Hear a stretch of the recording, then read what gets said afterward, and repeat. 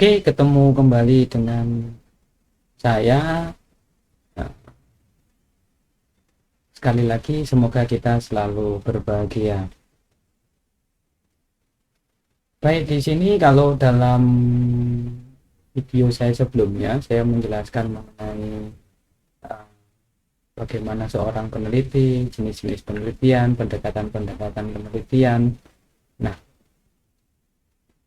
di sini saya akan mencoba untuk membantu memberikan penjelasan mengenai bagaimana sih caranya membuat riset problem ya, atau menentukan, maksud saya menentukan riset problem. Jadi agar biasanya kan begini, terutama bagi teman-teman yang akan mengerjakan tugas akhir ya, skripsi taruhlah, apa yang mau diteliti gitu ya, itu masih bingung apa masalah penelitian yang akan diangkat, itu juga kadang mengalami kebingungan.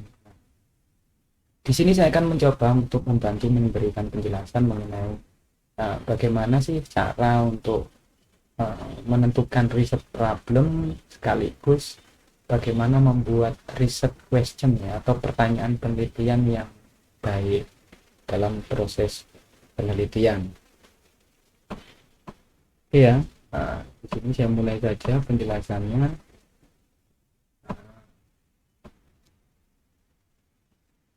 Yang namanya penelitian, maka kita membutuhkan satu rancangan.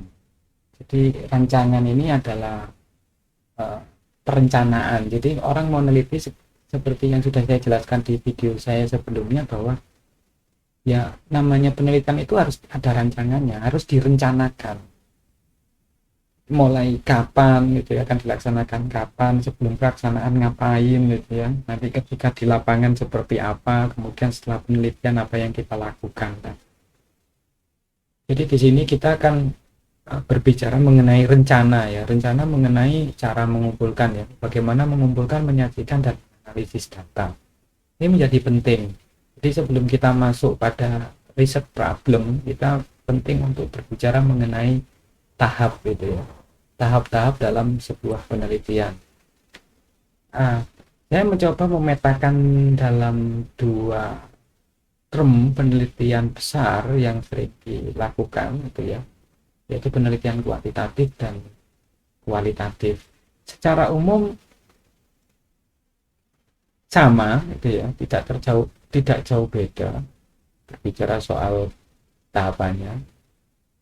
Jadi ya persiapan penelitiannya sama, kita harus merumuskan masalahnya. Jadi riset problemnya ketemu dulu, kemudian ada studi pustaka. Studi pustaka ini ya mengumpulkan gitu ya, referensi-referensi, kemudian buku-buku, jurnal, ataupun hasil-hasil penelitian yang berkaitan dengan riset problem yang kita angkat. Kemudian menyusun satu kerangka teori ya, kerangka konsep bagaimana nanti penelitian yang akan kita lakukan. Penelitian kita akan coba kemudian mengaplikasikan satu teori tertentu terhadap satu permasalahan yang kita angkat. Kemudian kita menyusun metodenya, di metode penelitiannya seperti apa. Setelah itu kemudian melakukan proses pengumpulan data. Jadi lokasinya kita tentukan dulu, riset kita mau kita taruh di mana, kita tempatkan di mana, atau lokasi mana yang akan kita teliti. Kemudian kita menyusun namanya instrumen penelitian gitu ya. Dalam penelitian kuantitatif ini dikenal dengan istilah kuesioner ataupun angket gitu ya. Kemudian ada pralapangan atau prasurvei. Jadi kita coba sebelum terjun kita lihat dulu, kita cek lagi tentang lokasi penelitian yang akan kita teliti dan seterusnya ya.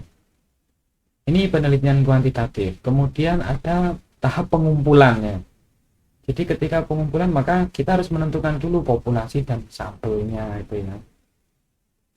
Jadi kita mau pakai apa gitu ya. Dalam penelitian kuantitatif itu kan ada simple random sampling, kemudian ada stratified random sampling, atau keseluruhan populasi itu kita teliti gitu ya, kita jadikan sampel apabila memang populasinya tidak banyak. Kemudian mengumpulkan data sekunder ini yang berkaitan dengan lokasi. Ini bisa kemudian Apabila semisal kita meneliti di perusahaan, maka data-data berkaitan dengan perusahaan tersebut. Kemudian data primer itu ya, ada kuesioner dan ada wawancara terstruktur. Nah, biasanya sekalipun penelitian kuantitatif ini mengisi kuesioner, satu lembaran yang berisi banyak pertanyaan itu ya, biasanya ada satu pertanyaan kemudian ada pilihan jawabannya itu kan, sangat setuju, setuju, tidak setuju, atau ragu-ragu, nah, seterusnya. Tapi juga ada wawancara terstruktur, ini biasanya juga untuk mengumpulkan data-data yang menurut kita itu penting, yang itu tidak bisa hanya kita dapatkan hanya melalui kuesioner atau angket tadi. Nah, kemudian pengolahan data, jadi kita menyusun buku kode setiap satu apa pertanyaan itu, kemudian kita kasih kode bagian-bagian dari pertanyaan-pertanyaan itu. Kemudian kita uji statistik, bisa lewat SPSS ataupun perangkat uji statistik yang lain ya, yang ini sudah sangat berkembang. Setelah itu baru kemudian hasil dari uji statistik tadi kemudian kita interpretasi, kita analisis, kemudian kita tuliskan laporan, kita presentasikan, dan kita publish hasil penelitian kita. Ini penelitian kuantitatif. Apakah berbeda dengan penelitian kualitatif? Menurut saya sebenarnya tidak jauh berbeda gitu ya. Jadi prosedur ataupun tahap penelitiannya hampir sama gitu ya. Dalam penelitian kualitatif ya kita menentukan dulu fokus penelitiannya apa, kemudian menyusun latar belakang, kemudian studi literatur itu kan. Artinya riset-riset terdahulu, kemudian ada kerangka pemikiran, membangun kerangka pemikiran, teori dan seterusnya, kemudian menyusun rencana penelitiannya, metode penelitiannya seperti apa gitu ya. Kemudian ada penyusunan instrumen penelitian apa saja, kemudian alat yang akan kita gunakan itu ya. Wawancara tidak cukup hanya dengan kita membawa kertas untuk mencatat ataupun kita menyiapkan guide interview ataupun pedoman wawancara, tapi kita juga butuh alat rekam dan sebagainya. Semisal kita juga ketika dibutuhkan dalam proses observasi itu kita butuh gambar, maka kita juga membutuhkan kamera ataupun yang lain gitu ya. Kemudian menentukan subjek penelitiannya. Jadi setelah permasalahan penelitiannya ketemu, kemudian siapa kemudian informan yang akan kita teliti, kita tentukan. Ini yang kemudian dalam penelitian kualitatif sering disebut dengan istilah purposive sampling. Artinya informan itu peneliti yang menentukan dengan beberapa kriteria tertentu. Kemudian ada observasi pendahuluan. Jadi hampir sama dengan penelitian kuantitatif, kita juga harus melakukan observasi pendahuluan dalam penelitian kualitatif. Kita bisa untuk memperkuat gitu ya. Jadi fungsinya untuk memperkuat dan untuk melihat secara utuh fenomenanya seperti apa dan kenapa pada akhirnya itu diangkat menjadi satu permasalahan penelitian yang akan kita teliti. Pengumpulan datanya hampir sama, ada pengumpulan data sekunder gitu ya. Jadi data-data yang bisa kita dapatkan tidak dalam melalui proses penelitian. Misal kalau penelitian kita di satu desa, maka data mengenai desa itu dan seterusnya.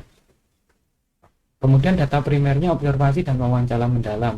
Observasinya tinggal ditentukan sesuai dengan kebutuhan, mau teman-teman menggunakan observasi partisipan boleh, observasi non partisipan juga boleh gitu ya. Kemudian wawancara mendalam. Kemudian ada pengolahan data, transkrip. Jadi seluruh hasil wawancara yang sudah terekam tadi ini kemudian ditranskrip menjadi satu narasi dalam bentuk tulisan. Ya. Makanya dalam penelitian kualitatif itu pekerjaan paling menyenangkan itu adalah di proses transkrip hasil wawancara. Itu adalah pekerjaan yang menurut saya sangat menyenangkan. Jadi bagaimana kita mendengarkan suara dan mengetik ulang suara itu. Nah, kemudian ada kategori data. Jadi data hasil wawancara ini kemudian kita klasifikasikan mana ini yang jawaban dari pertanyaan ini, atau fokus penelitiannya semisal ada dua, mana jawaban yang ini bagian dari fokus penelitian yang pertama dan fokus penelitian yang kedua. Itu harus kita klasifikasikan. Dan ini tidak bisa kita lakukan sebelum kita melakukan transkrip hasil wawancara. Setelah itu sama data itu kita interpretasi, kita jelaskan, kita deskripsikan, kemudian kita analisis dengan teori, kemudian kita buat kerangka laporan penulisannya, kemudian kita laporkan hasil penelitian kita presentasikan, kemudian terakhir kita publish. Nah, ini hal umum ya, tahap penelitian secara umum. Karena menurut saya hampir semua penelitian sifatnya sama itu ya. Sekalipun survei itu kan, misal survei elektabilitas calon itu ya dalam proses pilkada atau pemilu itu kan pasti endingnya tetap akan dipublish, disampaikan gitu hasil penelitiannya. Nah, selanjutnya kita masuk apa sih riset problem, masalah penelitian itu ya. Seringkali saya menyampaikan ke teman-teman itu bahwa hidup kita itu loh sudah penuh dengan masalah, masih harus mencari masalah lagi itu ya ketika akan melakukan satu proses penelitian. Tetapi memang penting masalah penelitian itu menjadi hal yang paling mendasar dalam satu penelitian gitu ya. Jadi secara sederhana ya sasaran penelitian kita apa, kemudian yang menjadi hal yang menurut kita itu sesuatu yang aneh, unik, tidak lazim, sehingga kemudian itu kita tertarik untuk meneliti itu. Nah ini, tapi kita juga harus mampu menjelaskan secara rasional ilmiah gitu ya, apa alasan kita mengambil satu tema itu menjadi permasalahan penelitian kita. Tapi tidak semua hal itu bisa menjadi masalah penelitian. Lalu bagaimana cara kita mendapatkan masalah penelitian ya? Bagaimana cara ya, strateginya? Yang pertama kita bisa mendapatkan dari diri sendiri, artinya berbasis pengalaman. Artinya kita tahu sendiri, semisal ada kecelakaan di depan mata kita. Nah, kita kan tahu sendiri proses kecelakaannya, sehingga kita mampu kemudian menjelaskan kepada orang bahwa kecelakaan itu dimulai dari begini-begini dan seterusnya. Atau kemudian ini pengalaman. Jadi kita memang tahu sendiri fenomenanya gitu ya. Contoh sederhananya begini. Semisal kita berbicara soal masalah problem kemiskinan gitu ya. Jadi sebelum Indonesia merdeka itu kita dijajah, kita miskin. Setelah Indonesia merdeka juga masih miskin gitu ya. Bahkan yang menjajah kita itu bangsanya sendiri ya, kira-kira seperti itu. Nah, itu bagian dari memang hasil dari pengalaman ataupun pengamatan yang kita sendiri yang tahu gitu. Yang ini bisa kemudian kita angkat. Kenapa kita ini sudah merdeka tetapi masih Indonesia ini masih miskin gitu. Orang-orangnya masih miskin. Ya, masih banyak yang hidupnya di bawah garis kemiskinan. Tapi di sisi yang lain orang kayanya semakin banyak gitu ya. Walaupun orang kayanya itu persentasenya hanya 1% dari hampir sekian ratus juta penduduk Indonesia, kira-kira begitu. Nah, itu kan satu fenomena ya, satu hal yang kita tahu sendiri, kita bisa mengamati sendiri dan seterusnya. Kita juga bisa mendapatkan tema ataupun topik penelitian itu dari orang lain. Misal kita nongkrong di warung kopi, ada orang cerita tentang satu penemuan, misal penemuan benda purbakala gitu ya, atau dia cerita mengenai konflik gitu ya yang terjadi di desanya gitu ya, konflik rebutan tempat ibadah gitu ya. Jadi ada masjid gitu ya, tapi rebutan siapa yang mau mengelola ini masjid. Kita tidak sengaja mendengar itu ketika kita sedang nongkrong gitu ya, entah kita sedang bertamu atau di warung kopi di rumah kita, kemudian ada orang cerita seperti itu bisa kemudian dari orang lain. Artinya kemudian karena kita penasaran, insting kepo kita muncul, kemudian kita tanya detail ke orang tersebut. Selanjutnya dari karangan ilmiah. kita bisa juga mendapatkan satu riset problem itu dari kita membaca hasil penelitian.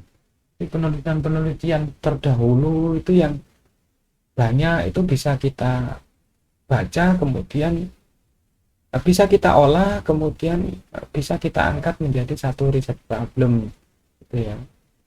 Bisa kemudian kita melihat tuh peneliti si A semisal penelitiannya hanya terlalu fokus pada masalah ini, sedangkan fenomena itu tidak hanya persoalan itu. Nah, teman-teman bisa kemudian berangkatnya dari permasalahan itu. Artinya sekalipun isu tema topiknya sama dengan peneliti yang sudah dilakukan sebelumnya, tapi teman-teman bisa mengangkat tema yang sama tetapi dengan fokus yang berbeda. Nah, itu bisa didapatkan dengan teman-teman sering membaca itu ya, berbagai tulisan karya ilmiah, baik itu skripsi, tesis, disertasi, ataupun jurnal-jurnal hasil penelitian. Nah, ini ya beberapa cara untuk kita mendapatkan tema atau topik penelitian. Yang ini bisa dilakukan oleh teman-teman yang masih mengalami kegalauan itu ya, ketika mau melakukan penelitian, bingung apa yang mau diteliti, apa yang menarik, dan seterusnya. Oke, ya. Ini ada beberapa cara ya menyeleksi, hampir sama dengan yang tadi. Jadi ada pengalaman pribadi, kemudian keingintahuan yang didasarkan pada sesuatu di media. Gitu. Taruhlah semisal begini, ada fenomena yang terjadi di negara kita beberapa minggu ini adalah penolakan Omnibus Law, RUU Cipta Kerja yang sudah disahkan oleh DPR. Yang menarik adalah bahwa sangat minim itu ya pemberitaan aksi-aksi unjuk rasa yang dilakukan oleh kalangan mahasiswa, buruh, dan elemen masyarakat yang lain, ini yang kemudian dipublish oleh media kita ya, baik media lokal maupun nasional. Tetapi justru media-media luar negeri itu banyak yang meliput. Nah, ini kan satu fenomena, ada apa sebenarnya. Nah, itu bisa saja kemudian ya kita melakukan penelitian berangkat dari itu. Atau ketika kita tidak sengaja nonton TV, nonton media sosial, ataupun nonton YouTube, Facebook, Twitter, dan sebagainya, teman-teman melihat ada misal munculnya hashtag yang kalau di Twitter ya munculnya tagar gitu ya, yang dalam satu hari itu bisa kemudian sekian juta orang gitu ya, jadi kemudian menjadi trending topik. Nah, itu kan berangkat dari media, artinya rasa penasaran kita, kemudian yang pengetahuan di lapangan, artinya fenomena realitas sosial yang ada di masyarakat kita gitu ya, atau problem solving gitu ya. Jadi penelitian kita itu ditujukan untuk satu penyelesaian masalah gitu ya. Jadi penelitian yang sifatnya untuk menyelesaikan masalah. Ini ada beberapa tema ya, jadi hadiah sosial, nilai pribadi, atau kehidupan sehari-hari. Ini beberapa contoh saja gitu ya. Jadi kalau ada pertanyaan bisa langsung di kolom komentar saja. Nah, dari tema itu atau riset problem itu, topik yang sudah kita dapatkan itu harus kita persempit. Karena penelitian yang menarik itu ada penelitian yang dia sifatnya kecil, fokus, tapi mendalam. Itu penelitian yang menarik itu ya. Ada beberapa tekniknya itu ya. Yang pertama, kita mempelajari literatur, studi terdahulu, meniru proyek penelitian sebelumnya secara tepat atau dengan sedikit variasi gitu ya. Ini bisa sebenarnya dilakukan, walaupun saya tidak begitu menyarankan ya, karena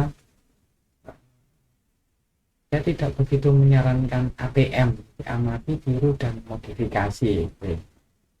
Tetapi kalau teman-teman mau meniru prosesnya, it's okay, tidak apa-apa gitu ya. Tapi kalau kemudian hanya mengolah, kemudian penelitian yang sudah ada coba kita aplikasikan di lokasi yang berbeda, nah itu jangan. Kemudian coba dicek yang namanya hasil penelitian, semisal skripsi, tesis, dan disertasi itu di bab penutup pasti peneliti akan menyampaikan keterbatasan penelitiannya. bahwa penelitian ini hanya fokusnya pada persoalan ini. Artinya pasti dia akan memberikan saran di bab penutup untuk pembaca atau peneliti selanjutnya bahwa bisa kemudian melanjutkan penelitian ini pada fokus penelitian yang berbeda dari yang sudah dilakukan. Nah, ini bisa kemudian teman-teman lakukan. Terus coba teman-teman cek kalau baca skripsi, tesis, disertasi, pasti di bab penutup ada keterbatasan penelitian dan kemudian peneliti, penulis itu memberikan saran kepada para pembaca atau peneliti selanjutnya apa yang bisa kemudian diteliti dari isu yang sudah diteliti tersebut. Itu ya.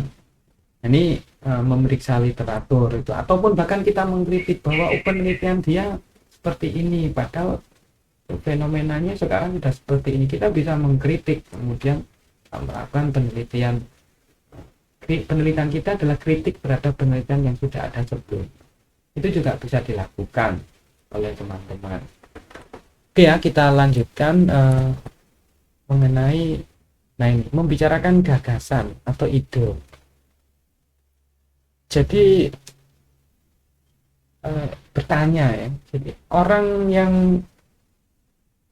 ini biasanya begini, kita punya satu tema sudah, kemudian kita coba tanya kepada orang atau yang ya siapapun itulah ya, yang paling tidak dia ini banyak mengetahui mengenai penelitian kita itu ya. Kemudian siapa sih orang-orang yang dalam tanda kutip itu berbeda pandangan dengan pendapat kita itu ya. Nah, ini bisa kemudian kita lakukan itu ya. Nah, jadi diskusi, saling memberikan kritik, rekomendasi itu menurut saya penting dalam proses memulai untuk melakukan penelitian itu ya. Kemudian kita kerucutkan gitu ya, kita persempit pada konteks yang lebih khusus, misal ya hanya periode tertentu gitu ya, atau kategori masyarakat tertentu, komunitas tertentu. Ini biasanya sering dilakukan oleh teman-teman dalam riset-riset sejarah ya, atau teman-teman ilmu sejarah gitu ya. Karena dalam penelitian ilmu sejarah itu pasti dibatasi oleh ruang dan waktu, ataupun dalam penelitian dengan pendekatan etnografi, dia harus menentukan hanya mau meneliti komunitas mana, suku apa, masyarakat yang bagaimana, dan seterusnya. Yang ini sangat khusus ya. Jadi hanya tertentu, diberlaku hanya untuk tahun-tahun itu, periode tertentu, dan kelompok masyarakat tertentu. Kemudian ini selanjutnya kita persempit dengan cara menentukan tujuan ataupun manfaat penelitian kita. Penelitian kita ini mau penelitian yang bersifat explore, deskriptif, atau explan gitu ya, ataukah penelitian kita ini arahnya adalah penelitian dasar atau basic atau terapan. Nah, ini salah satu cara juga bagaimana kita mempersempit tema itu ya, sehingga tidak terlalu besar penelitian kita. Karena sekali lagi penelitian yang menarik itu adalah penelitian yang dia sangat kecil, sangat fokus, dan sangat mendalam hasil penelitiannya. Nah, setelah kemudian riset problemnya itu ketemu gitu kan, atau tema-tema itu ketemu, banyak data yang sudah kita dapatkan, kemudian barulah kita ada cara untuk bagaimana ini menetapkan, merumuskan, dan menyusun satu riset problem.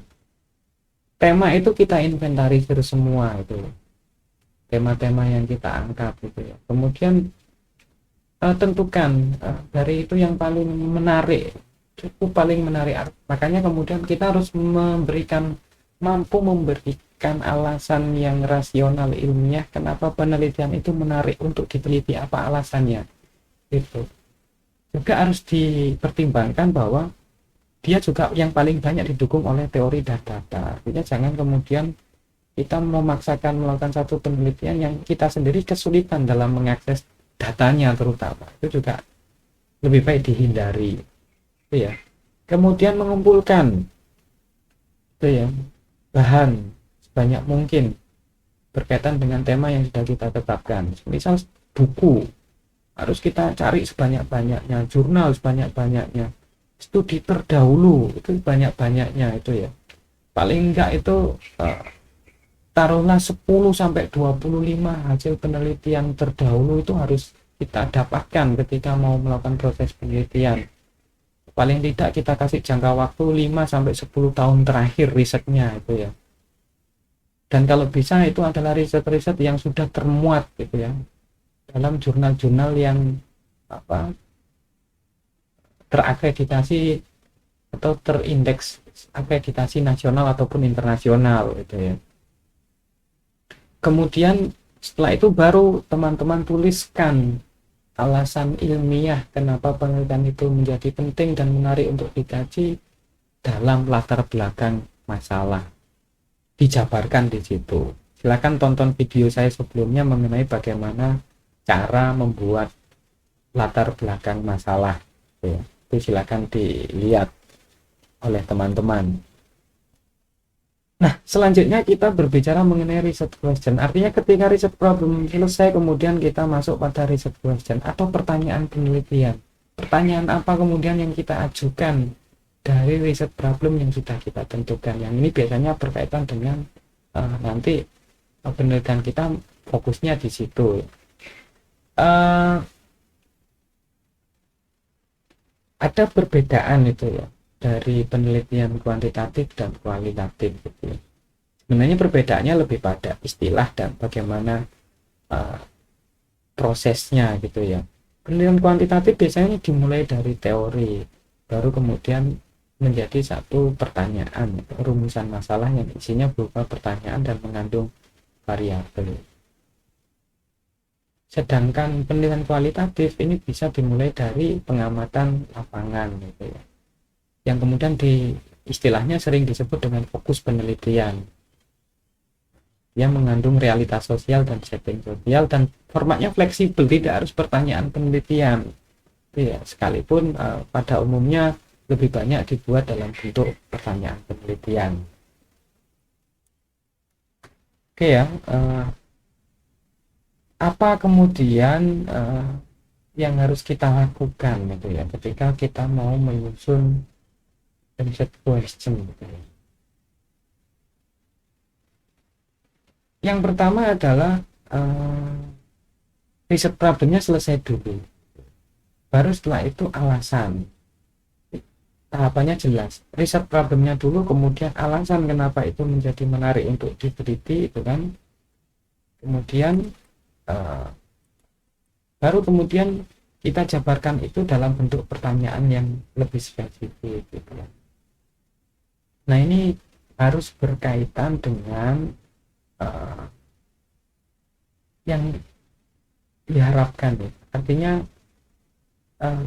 riset problemnya apa, kemudian penjelasan kita mengenai riset problem itu apa, dan apa kepentingan kita meneliti itu. Nah ini pertanyaan penelitian ini harus nyambung gitu, harus mampu kemudian nantinya memberikan jawaban terhadap apa yang diinginkan oleh kita berkaitan dengan kenapa sih kita memilih riset problem itu, tema tertentu, misal tema mengenai pembelajaran di masa pandemi gitu ya. Itu kan sebenarnya bisa diteliti. Kenapa kemudian kita ini mau meneliti soal pembelajaran di masa pandemi? Banyak hal gitu ya. Jadi pembelajaran di masa pandemi yang pertama sesuatu yang bisa dikatakan baru bagi masyarakat Indonesia. Ya, sekalipun dalam beberapa hal ini sudah banyak dilakukan, tapi secara mayoritas ini menjadi hal yang baru. Maka kemudian bisa kemudian kita teliti banyak hal, misal strateginya pembelajarannya bagaimana, kemudian siswanya seperti apa, kemudian model pembelajarannya, kemudian orang tua seperti apa kemudian anak siswa, para peserta didik ini stres atau tidak dengan model pembelajaran daring, apakah ini bisa kemudian berkorelasi terhadap peningkatan pengetahuan para peserta didik itu kan, dan seterusnya. Itu banyak hal. pertanyaan-pertanyaan yang bisa kita ajukan. Nah, kemudian ada dua sifat pertanyaan ya yang kemudian ini layak kita teliti. Pertama, pertanyaan penelitian yang ini dibatasi oleh skop, berarti isu, kemudian fokus waktu dan tempat kondisi tertentu. Semisal begini, penelitian faktor apa yang mempengaruhi pengambilan keputusan dalam keluarga ini terlalu luas gitu ya. Faktor-faktor apa yang mempengaruhi pengambilan keputusan dalam keluarga. Kalau kita mau meneliti keluarga se-Indonesia itu kan besar, maka kemudian kita bersempit. Fokus kita hanya pada keluarga single parent pada masyarakat Jawa. Ini akan jauh lebih fokus, sangat fokus. Jadi tidak terlalu besar, tidak terlalu luas gitu ya. Kemudian ini ya,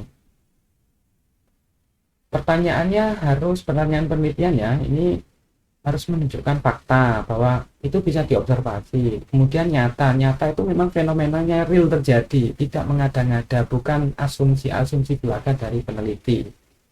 Kemudian itu bisa dihitung atau diukur datanya itu yang dicari melalui pertanyaan-pertanyaan ini. Maka pertanyaan yang seperti ini hanya akan bisa dijawab melalui penelitian yang bersifat empirik, penelitian ilmiah. Sehingga jawabannya juga jawaban yang bersifat empirik atau bersifat ilmiah. Nah, ini beberapa bentuk pertanyaan penelitian. Saya coba mencontohkan dulu pertanyaan penelitian yang kurang tepat ya, kurang pas. Yang pertama, tidak dapat diuji secara empirik. Pertanyaannya tidak ilmiah. Haruskah aborsi itu dilegalkan? Tidak ilmiah, karena ya kalau mau kita jawab bisa-bisa saja kan begitu, karena ini urusannya soal kebijakan kan begitu. Atau haruskah pornografi dilarang? Dalam konteks negara kita bisa jadi iya, tapi dalam konteks negara-negara yang lain bahkan pornografi itu sifatnya legal gitu ya. Nah, ini pertanyaannya tidak ilmiah gitu ya.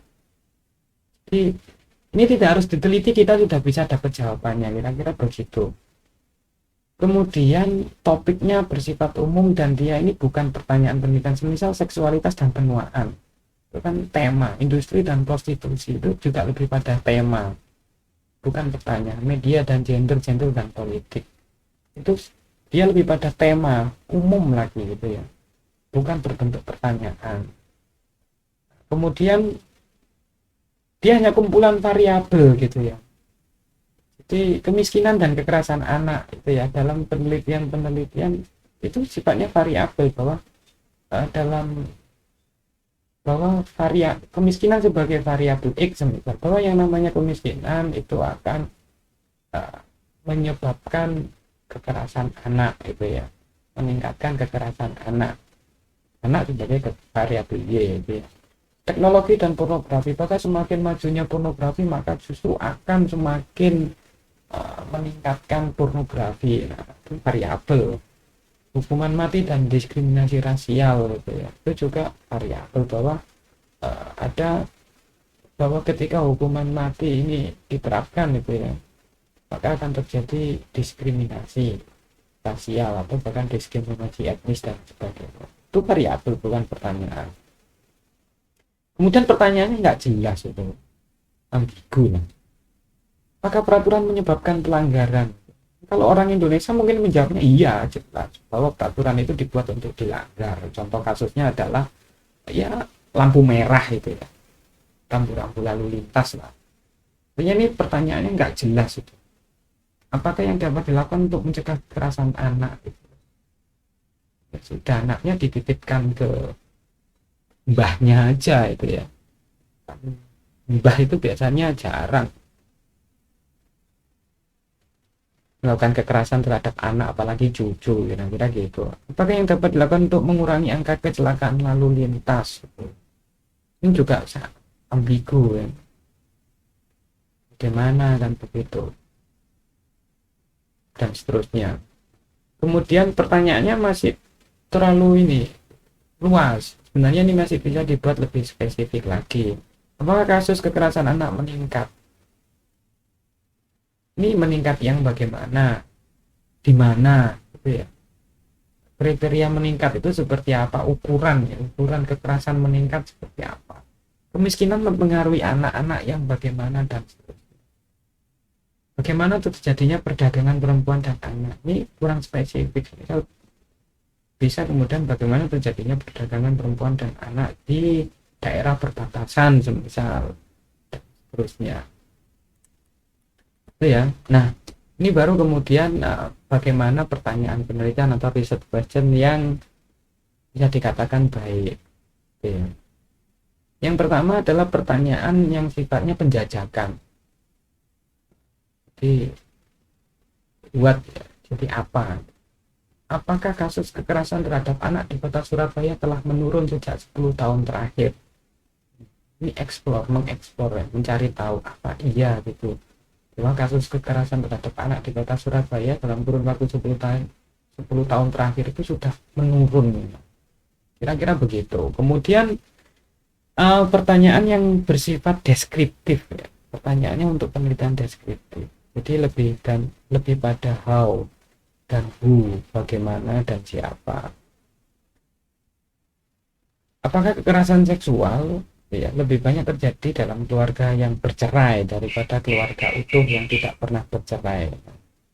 Ini kan coba mendeskripsikan. Yang terakhir adalah pertanyaan eksplanasi itu ya. Apakah tekanan ekonomi keluarga miskin itu akan meningkatkan angka kekerasan terhadap anak?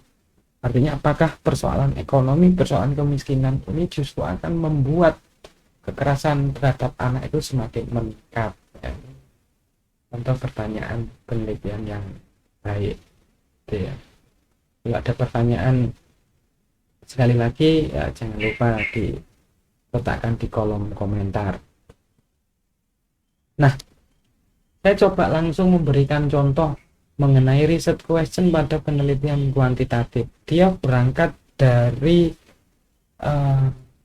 teori ya, bahwa yang namanya industri itu akan berkaitan mengenai peningkatan kesejahteraan ekonomi. Kemudian